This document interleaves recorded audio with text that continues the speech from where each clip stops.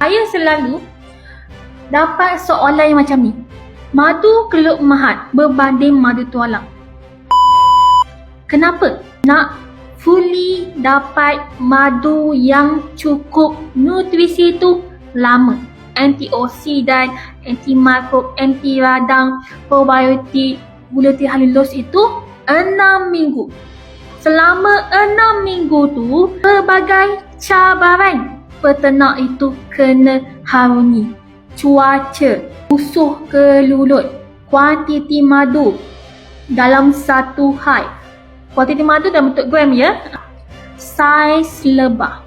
Lebah itu sebenarnya dia akan singgah ke pokok bunga, pokok getah. Pokok getah sebab dia nak hasilkan propolis. Pergi pokok bunga untuk dapatkan debunga. Dia kena saling melengkapi.